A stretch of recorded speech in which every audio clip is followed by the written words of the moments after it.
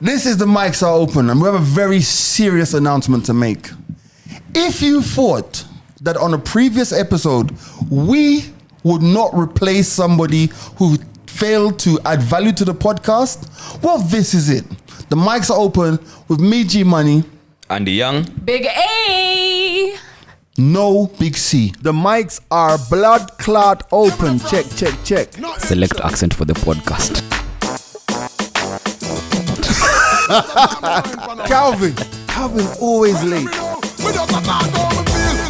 All right, welcome to episode 107 of The Mics Are Open. My name is G Money. And the young Big A. Yo, let me tell you, man, I am not fucking with Nairobi weather right now. Bruh.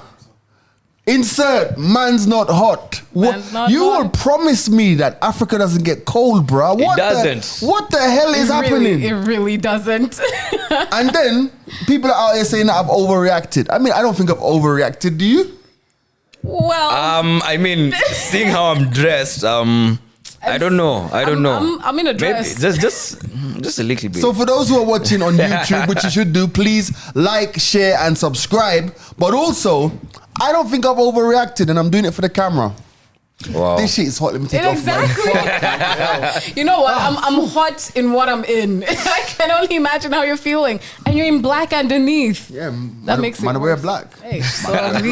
It's okay. You still I look wear good. black. You still look good. There you go, man. I wanted to take off my clothes in the podcast. There you go. I've just did it. Oh, but it's hot. Oh, sorry. We have one prepared. Oh, go. Okay. Yeah. G literally changed his outfit at the start of the podcast. Who the does no that? will tell you to put it the other Flip way it. around What's that? because of the Put the shadows, hat. the Oh, hat. the hat. No, okay, Yeah. Sorry, guys. But Panda. Ashley, welcome to the show. Thank you. It's been a minute. So, Calvin is not available today. He's Very late. no, he's not late. He's just But working yeah. on some stuff. Yeah. So he can't make it today. So we got his able replacement, and I'm very able. As you can see, she brought some friends. JJ. Stop! I told you that Stop. in confidence. Stop! Now we're gonna have a very interesting conversation about bra size. Because as Andy is always bringing us some amazing stories, apparently Tony Blackson, what's his name? No, Michael Blackson.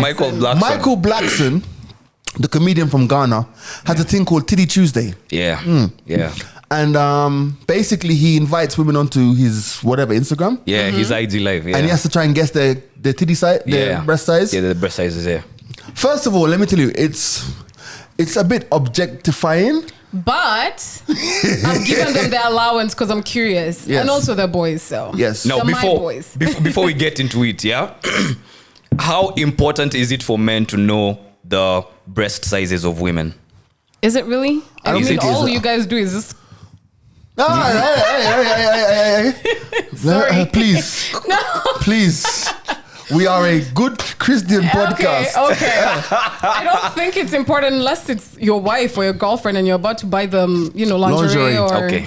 bras or innerwear generally. Okay. Yeah. That's actually very interesting. Yeah. By the way, let me tell you. So I went into a lingerie shop in Amsterdam once. No, like one of those super, super expensive ones. Some of Recipe that for shit yourself? is like... Yeah, I got some nice Yeah. silk lacy panties. What color? No, but actually I was with my sister. Okay. And she's just mad, and it's just like, bruh, some of that stuff was super expensive, bro. Yeah. It is actually quite expensive to buy lingerie. Yeah? Very. It is. Very, Actually, very expensive. Okay, I'll tell you from my point of view, it's very expensive to buy bras because also it's a bigger size. Yeah. So sometimes the price matters with the size of the bra. Okay. So it's more expensive the higher it goes, the bigger the size is. And it's really hard to find like your specific size. Like it's tricks. So let me ask you, real African men on set, right? Go ahead. I've given them allowance. I'm allowance, right?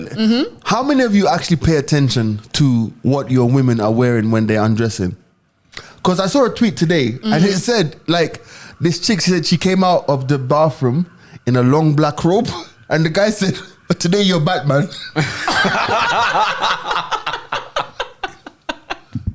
like I read that. I felt the pain. Wait, was she meant to be sexy? And it was written in Swahili, so it was like, Wow. that Leo blah blah blah Batman. And I'm like, wow. Oh yeah.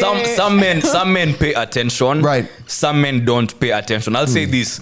Different things get our attention. Yeah. For example, what might get my attention won't be the same thing that gets your attention. So I might pay attention to her jewelry, what she's wearing, but you might pay attention to maybe what she likes reading, what she likes eating and all that. I mean, they're all important, but there's different levels to men and what they pay attention to. Do you know what? I think at some point though, it comes like you. I'm glad you mentioned reading and stuff. I think at some point, men actually seek a mind connect more than even just wagwan physically.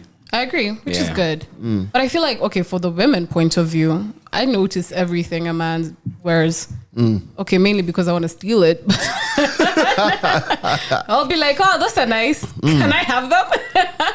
I notice everything. But it's very interesting. But guys, come on, man. Let me say this to camera.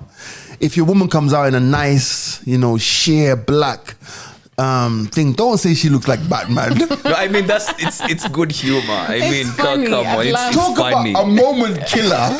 Now you always laugh about that moment. Yeah. She's queued up the Southie Soul in the Ari. You're my everything.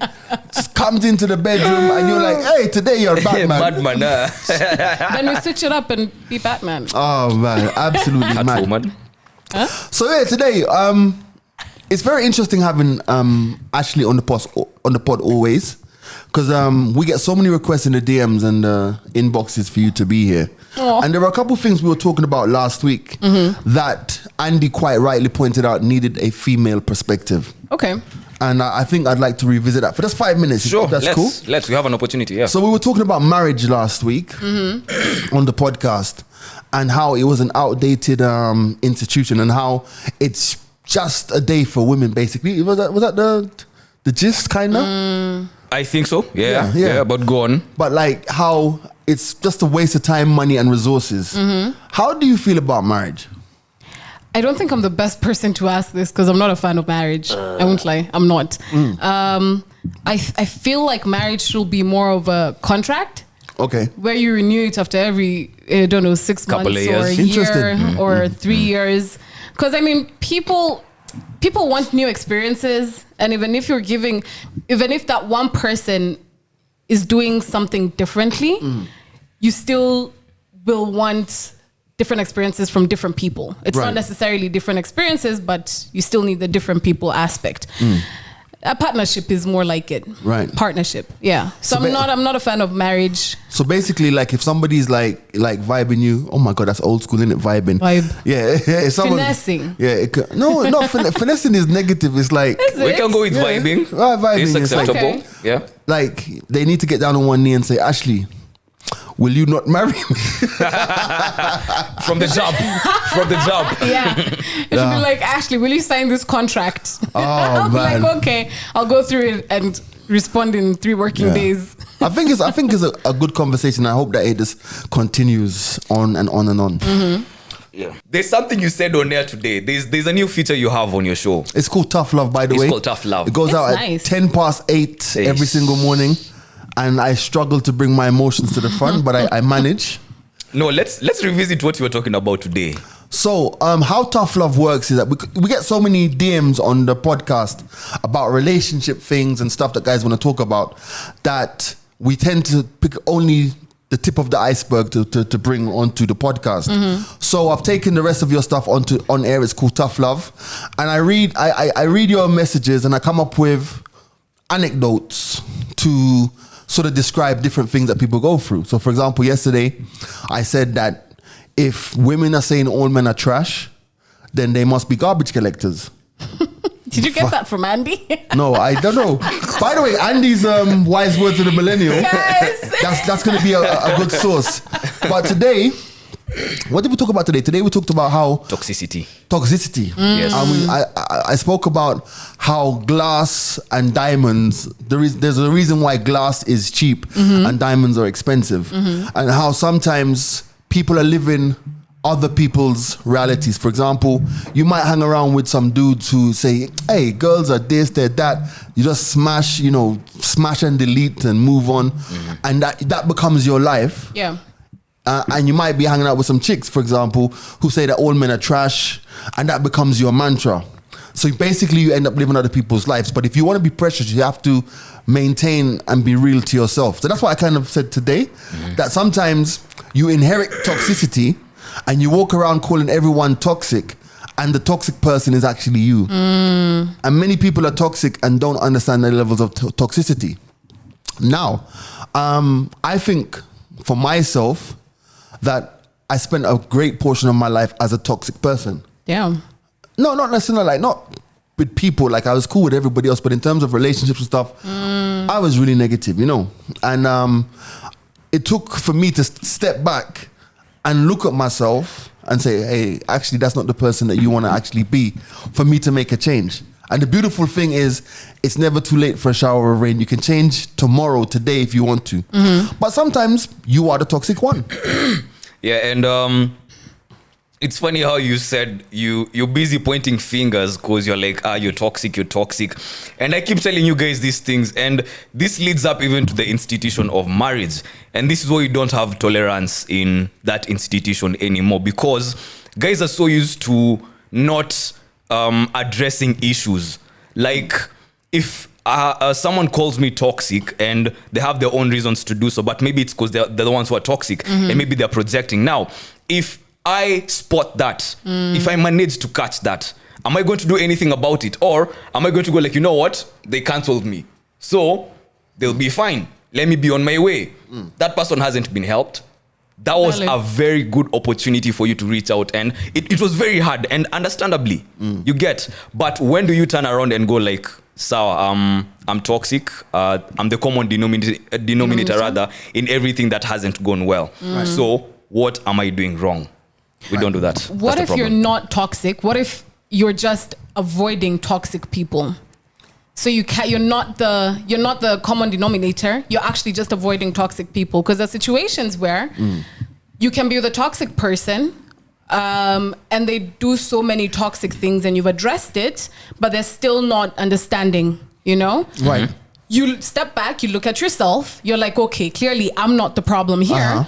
So what I'm gonna do is step away from the situation. Right. Now, here's the thing. That's a very, very good observation. But guess what? The walls we build around ourselves to keep people out, to keep bad people out, also prevent good people getting in. Okay. Facts. Valid point. Valid point.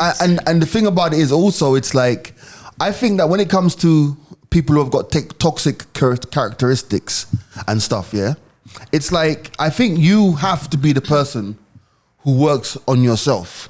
You get me? Yep. Because at the end of the day, like, I don't know the depth or the origin of where your issues, because everything has a beginning. Yeah. You know what I'm trying to say? Yeah. It's like everything has a beginning. When I was growing up, my sister, I was always taught that washing the dishes and tidying the kitchen was a woman's job. So even now as a grown-ass man, fam, like, I walk into the kitchen, I'm like, geez, what is this? Like, what is this? Listen, I can't be doing this. You know what I'm trying to say? That trait came from my childhood. So a lot of people's toxicity and their traits come from experiences that they've been through. You know what I'm trying to say? Yeah. True. But I think at some point in your life, let me tell you, there's a quote that Wiley said on an interview he did with a poet a year or so ago, when this whole anti-Semitic thing was blowing up. And it's a quote of genius. You know, I'm a big fan of Wiley. He said, one day, we're going to have to tell each other the truth. And for me, one day, you have to tell yourself the truth about who you are and your vibes. Because eventually, the way how life is a great leveler. You'll go on this journey for so long, and then bam, something will happen, or someone will happen. And you have to rewrite everything that you've scripted in your life to that point, you know. And before we even proceed, there's something Ashley's mentioned. When you keep noticing, or you know that you're not the one who's toxic, but you're around toxic people, if it's a pattern, then that raises another question. Like, why do I keep attracting negative people, toxic people. I was gonna say same point. What you were saying. When you're blocking toxic people out, you're also blocking good people out. From coming what in, if you're allowing all of them in? And now you just that's need the thing. Allow life to happen. That's a party. Yeah, it's a party. Allow life to happen. You need a filter. That's why you're removing the toxic people and letting the good ones stay. And if they're good and you didn't know they were toxic, basically what I'm trying to say is everybody's toxic in their own way. Yeah, everyone is. Everyone is toxic too. Everyone's toxic because that person might think you're toxic too, and you're just like, I'm not toxic. You are.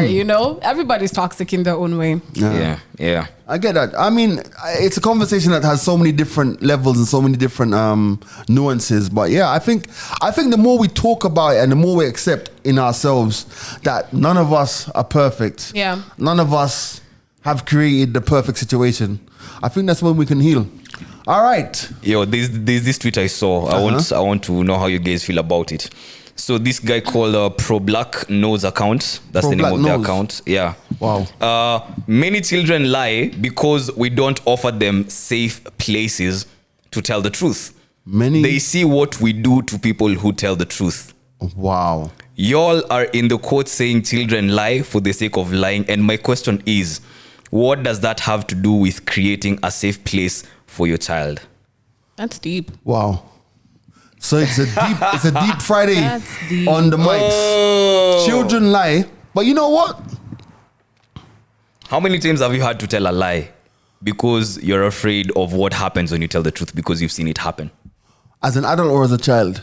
Both. Well, today I told someone in the office, I'll see you in 5 minutes, knowing fully well I was walking to the elevator. I'm like, yo, I'll be back here in 5 minutes, yeah? Me, I knew I was walking to the elevator to leave the building. Wait, what happened to anyone who was punctual and actually kept time? Yeah, they're waiting for you 5 minutes. It is what it is, bro. 5 minutes later. But I mean, first of all, that's a deep tweet in terms of how kids are conditioned and how they're grown up. Like, for example, growing up, I think that for me, when I was caught lying, Jesus Christ, the whooping was severe. Like my grandma, like there's a Jamaican phrase, the only thing worse than a liar is a liar. Something to do with liars and thieves and killers being all in the same WhatsApp group, you know. So the lies would be, but it didn't stop us. Kept lying. It didn't learn. It didn't stop us because at the end of the day, like it's right. Like end of the day, like the tweet says, what happens to you when you're caught in that lie as a kid? Yeah, you're whooped. Yeah. But then there's a new modern. There's a better way. Like for example, I see how. So Ella's mum, my brother's wife, she's a teacher. She's a master's in education. So her view on discipline is completely different from how we grew up. Like there's a time when Ella wanted to go out in the rain, for example. And I was there and she was like, I want to go out. I'm like, I was ready to open the door. Get to run out in the rain. You go. That's where I'm from. Yeah. Whereas her approach would be something along the lines of, if you go out there, you might get sick. And if you get sick, uncle's going to be sad. He's going to feel like it's his fault. And emotional appeal. You see what I'm trying to say? Yeah. So, for example, I know that, like, for example, when her and her brothers, like, she might push the young one, he falls and he cries. Look, you've made London feel bad. Oh. Or and do you like to feel bad? No, I don't like to feel bad. So why do you want? See, it's very different, bro. For me, all mixed. I'm just waiting for the belt to come out. It's the upbringing. I'm just waiting for the belt to come out somewhere. You know what I'm trying to say? But it doesn't come out. But the thing about it is, I realized now that she's 4, when you have a conversation with her, it's so much more evolved than the average conversation you'll have with a 4-year-old. No, you get? Yeah, I get you. There's something Dave Chappelle once mentioned. Let's bring this a bit closer to home and like our TA, our age mates right now and what we're dealing with. He said that as we speak, there's some jokes that comedians can't make right now. They cannot. Why? Because they know there's people who won't take it as they intend it to. They're going to take it seriously and they're going to take it to heart. And at the end of the day, as a comedian, as much as there's a message that you could be passing, you're also there to make light moments out of things that are depressing, stressful, and give us that comic relief. Now, if there's something that I'm sure many people are afraid of, is the cancel culture. That is what anyone right now or in this day and age would be like, you know what? I have an opinion on this and this, or I feel like this and this about this and that, but I'm not going to say it.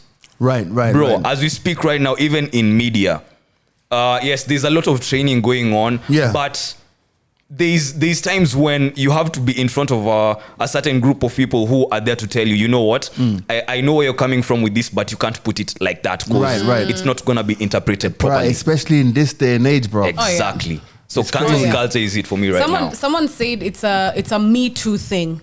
So even with the whole culture, cancel culture, it's almost like a Me Too. So you want to feel like you're involved in the conversation. Yeah. And in real sense, you haven't really looked at the situation from your own point of view. Well, you know, that's actually very, very interesting, because even in the recent situation that happened around the station and stuff, like I saw people Googling, like, how do you tune into a radio station, like, without, because, you know, these days nobody's got FM on their phone.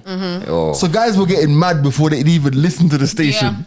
They didn't know what one. Guys had gotten mad, and let's talk about this cancel culture. It's like people are scared of getting cancelled, but if you really think about what and who is cancelling you, you'd really be like, huh? Because the fact of the matter is, 99% of the people who are going to try and cancel you are either people who, if you're a public figure, people who have followed you, who don't follow you, who have barely heard about you, who don't know you. Yeah. Hence the Me Too. You see what I'm trying to say? Yeah. They don't know, and I've seen, especially on social media, it's like they love you, then they hate you, then they love you again. So you see, like, for example, I saw somebody being not cancelled, but being abused yesterday. I didn't even see it. Somebody told me today, actually. Let me not lie. Because something to do with chapatis and kids. And I don't know how those two are like connected, and like how many kids this person has or whatever. It's mad out there. It really is. So people fear it, but I think you have to think about it to its next logical extension, being that the people who are cancelling you are not even in your life, really. You get? Yeah. But when they come together, they can make that happen. And that's... Honestly, I think they're allowed to feel or think whatever they want to feel or think. But just imposing it on other people's, lifestyle or decisions, or, it's just... It's off for me. It doesn't make sense. Like... You don't have to tell other people that you have to cancel someone because, or you have to cancel a group because, no, it's up to me, Yeah. So that whole democracy, Me Too culture, it's not a good thing. It's negative democracy. So to speak. And then you see that the thing about it is, like, people just move on so quickly, like wrecking lives and then moving on. Yeah. Do you know what I mean? Yeah. So I don't know. I get it. I understand completely about safe spaces and stuff, but I know this cancel culture it's nuts. But then somebody says you can't kill what you didn't create. Exactly. Do you know what I mean? So anyway, shout out to Kadi, who says, hey, what's up? I'm a fan of The Mics Are Open. I'd like to hear the guy's perspective on hypergamy, which seems to be really trending, especially amongst Nairobi ladies. This includes women in great careers. This manifests as the man has to take care of everything, including paying the lady an allowance. Hypergamy, well, let me Google that real quick. According to dictionary, it says hypergamy is the action of marrying or forming a sexual relationship with a person of a superior sociological or educational background. Hey. Huh? So basically, you're marrying above a higher, higher it's a tier, status basically. thing. Yes, it's a status thing. So you're marrying above your, like the Indians would say, your caste. Yes. Yes, if you want to put it like that. Yes. So, are you supposed to marry below or equal? How does it work? No, that's what we're supposed to talk about now. Yeah? Personally, how we feel about it. I've always said this. Most of the time, I attract my class, and it's a thing about. No offense, it's a thing about class because the people I'm going to hang out with, my social circles are going to be the same or higher. You know, so it's not a matter of actually I'm looking for the next best genius or the guy who can buy me Gucci and whatnot. I mean, if you can, Right. why not? You know, Right. But I think the question then becomes: is it possible to have a proper situation, marriage, relationship, whatever, with somebody who's from a perceived higher class? I don't think usually that goes well, and by going well, I mean what we want at the end of the day. Now, I've actually, until recently, I didn't know that there were situations where families still do these things because of power. Right. Yeah. Like they're trying to build something and they need another family in the equation. Right. So for that to happen, there needs to be some ties. Right. That still happens. Right. I'm sure, and I've had stories from babes I know where they are being told, hey, when you grow up, like you have to consider whomever you're gonna get to be someone who is above you, someone who's of a certain class, a certain status, someone who's earning certain amount of money. You can't settle for anything so less it's than almost that. like an arranged marriage, but Quote unquote. yeah. Without the yes, arrangement. they plant the seed inside, of you. But I understand the one for power. I mean, two names coming together create magic. Yeah. At the end of the day, you deal with each other's shit and you move on with life. Yeah, but then if that's the case, why are we kidding ourselves about love and all of that stuff? There's not. Like, no, for real. I was gonna say there's nothing like if- love. if that's the case, and people are being encouraged to get involved with people who are above that particular. What are we doing here? I was having a conversation with someone, and we were having the same conversation. The whole thing of marriages, they don't last. No, they last. And I even asked him, like, does it get to a point where you get bored? And he was like, yes. And I was like, so why do you stay? And he's like, okay, because I can deal with their shit. Also because they provide. Also because I'm able to provide. Like, it becomes a business. So because you can both provide for each other, you're taking a couple of things from each other, Right. You're So you helping compromise. each other. Yeah, you're helping each other in some way. You compromise and you move on with life. So she's a powerful businesswoman, and I'm a house husband. Yeah. I'm in it. You will sit there. Exactly. I'm in it, bro. Are you about to leave? I keep on telling you, listen to camera. I'm not that guy. See? I'm not that guy who's got that pride to be like, oh, I can't be a house husband and look after the kids and all that stuff. Me, I'm there. What? I will sit at home and watch YouTube. Yeah. Even me, I'd like to be kept. Why not? Let's sit. Wall up. Down. Now, Kadili adds something very interesting at the end. He says, this manifests as the man has to take care of everything, including paying the lady an allowance. If he got the money, why not? See, I told you this is what I was. This is why I'm glad we have someone of the opposite sex on set with us, I'll because say this. they can contribute from the other side. You can't just talk on our behalves and on their behalves as well. I'll say this. I'm gonna be honest with you. These babes who want these things. I'm gonna be honest with Yeah. you. Like, I if want I it. was if I was like that rich and I was in a relationship and I was married or whatever, and my wife was staying at home, I'd give her an allowance. What if she's not? Would you? What if I'm not rich? Yeah. No. If she was working, would you give her an allowance? Just No. as a by the way, No. No? Guy, No. why? To do what? No, I'm still your wife. What if I'm giving you an allowance and you're giving me? Okay, I am allowancing you to stay in the house. And if I'm working, See, you go to work like me. no, just give me allowance. No, this is what we'll do. I'm still your baby. Is this your still first my argument? baby, yeah? But imagine. So you go to work. You're going to go to work in a nice car. Your car's going to be so nice that I'll even swap cars with you occasionally. Because of You how get- nice mine Amen. is. You know what I'm trying to say? From my mouth to God's ears, yeah? Amen to that, yes. But you're going to work, right? If you're going to work and it's like you have your job, you're earning your money, maybe you're even earning more than me, the same as me. What am I giving you an allowance for? Because I'm still your baby. Gee, this is what I was telling you. This is what I was telling you. Still your baby. Imagine it's as simple as that. Don't look at me like that. Wait, It's as simple as because I'm your baby. That is reason enough for you to give them allowance. Let me ask a question. In this house that we have, right?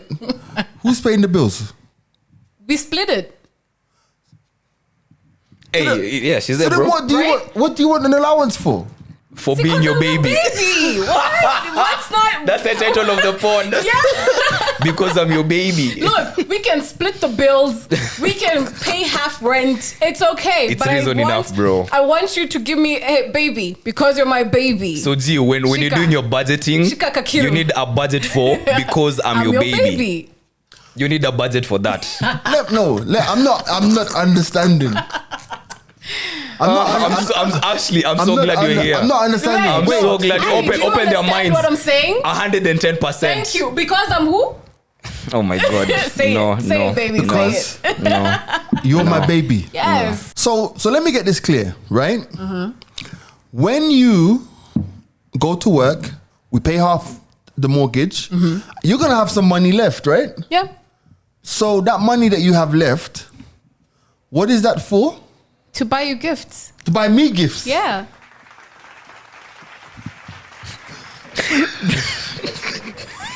So are you gonna give me that allowance because I'm your baby? It's as simple as that, G. I don't have an argument for that. Is that baby girl life, bro? I don't Is that have- baby girl life? I don't have an argument for that. I kind of think that I've been finessed, but I don't know what the finesse is. But I kind of think that I've been finessed. So But you know what? Now, don't you? I see it now. You see it. If you had that kind of money, would you? That's the question. Allowance. Yeah, would you? No, And even if I'm working. Yeah, even if she's making her own money, like this Bill Gates situation. Oh yeah.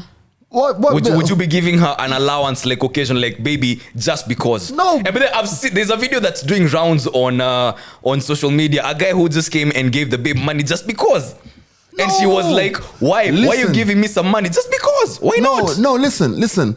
I'm not averse to giving her, Ashley, money.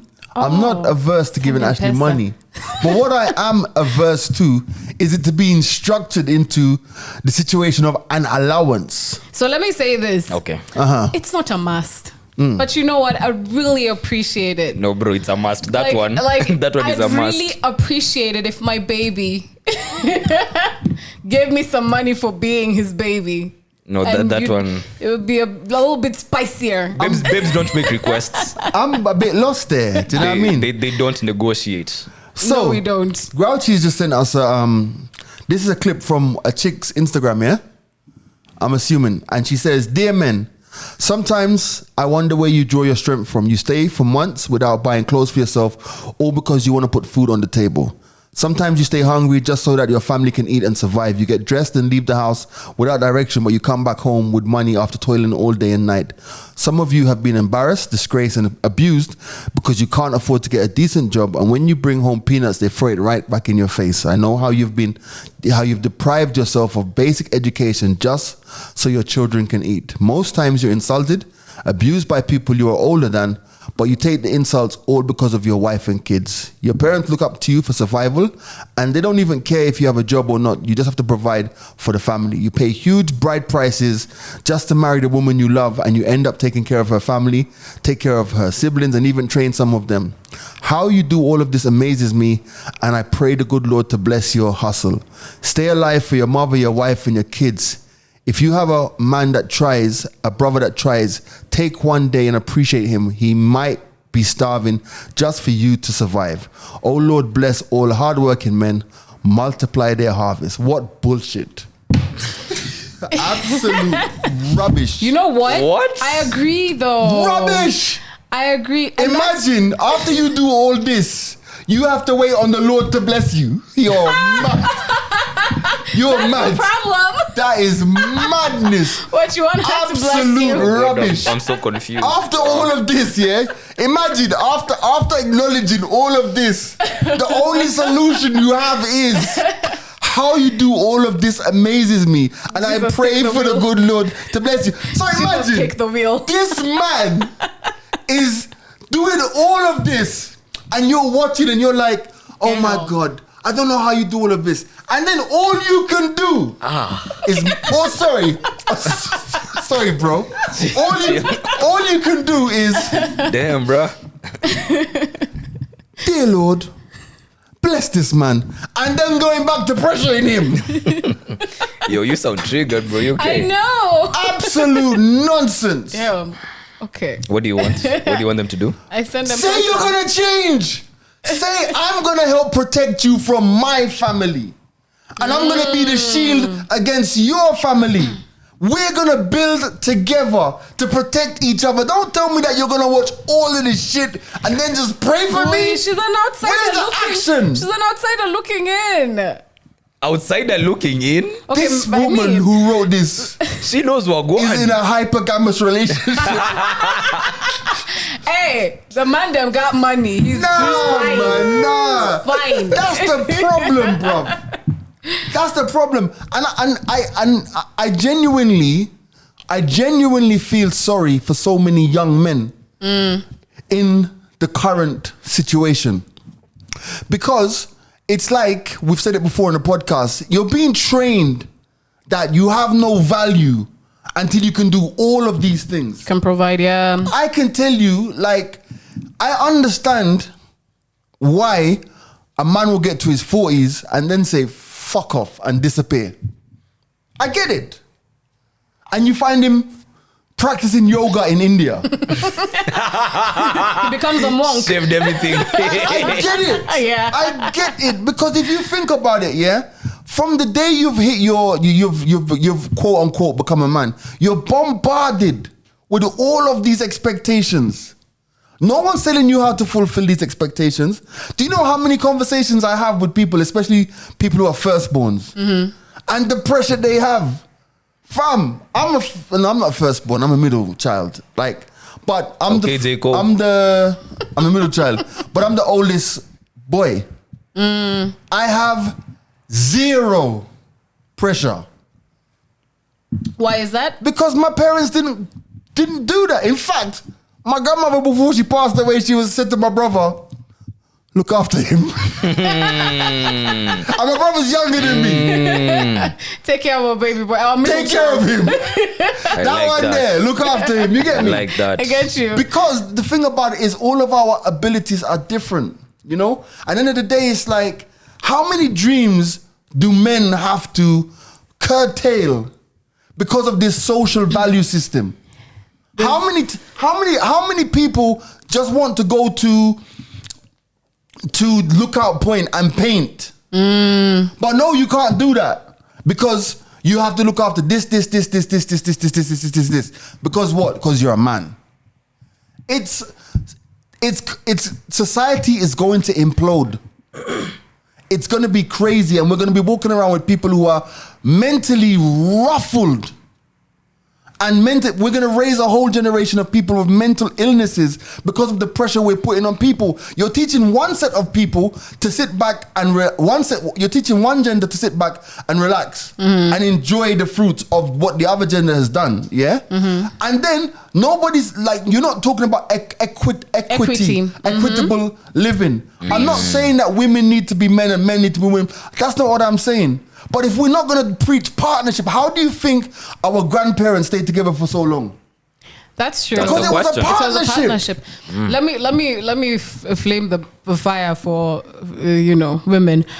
Honestly, equality and equity are two very different things, and most women look for not even equality. Actually, none of the above. Honestly, because they look at it in the sense of, yeah, I can do everything a man can do, but the man still has to provide. Or They the want man it to still serve has their to be- agenda. Yes, the man still has to be the bigger person. The man still has to pay for the bill.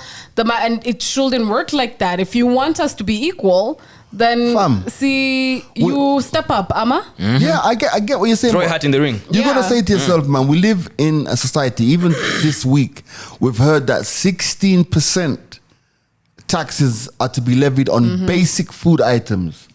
It's rough out there. And in the roughness that it is out there with 18 months of COVID-19 destroying economies globally, now is the time you want to put pressure on me? Now Listen. is the time you want to turn around and say to me, this is what I need. Now? In this current phase of human existence now? Buy that man some bread, milk. Do it. Fam, let me tell you, man. Treating people right doesn't have to cost money. Fact. Some men will move mountains, but all they want is support. And that support doesn't even need to be financial. Sometimes it's just emotional. And it goes a long way. Sometimes you just need someone to say, it's going to be okay. Rather than someone saying, you're useless. You can't do this. What kind of man are you? And Sarah has this. And you've wasted your parents' money on education. Actually, let me say this. I feel like a lot of men's downfalls. Guy, I'm really not preaching to the women. I feel like a lot of men's downfalls come from women because they'll tell you they want, a big house, a beautiful car, the latest clothes, $1 billion blah, wedding. blah. But then a man will come and give you an idea, he wants to start a business. He doesn't have the money for it, but he's gonna take a loan, and he's gonna dive into this. And the woman will probably be the one to be like, no, that's a dumb idea. Why are you taking risks? etc, etc. Then 10 years down the line, you see the guys this guy was meant to go into business with, prospering. Balling. And you're just like, why aren't you like them? What are you doing so differently that it's not like them? Yet you're the one who actually hindered them to get to that. Because maybe you're too selfish. Maybe you that money can't go there. It needs to go somewhere else, So please. And in a twisted way, that's how hypergamy comes in. Because she's already desiring someone of a higher status than you. Why not be like so-and-so? Why you not making money like so-and-so? Why you not moving like so-and-so? You get? Yeah. Now, back to this whole conversation, man. There's so many ways you can look at it. And actually, don't worry about the fact that you're not addressing the fine. babes. We're here in the moment. The women. We're here in the moment. And yes, it's very important for babes. Let me tell you something, Maze.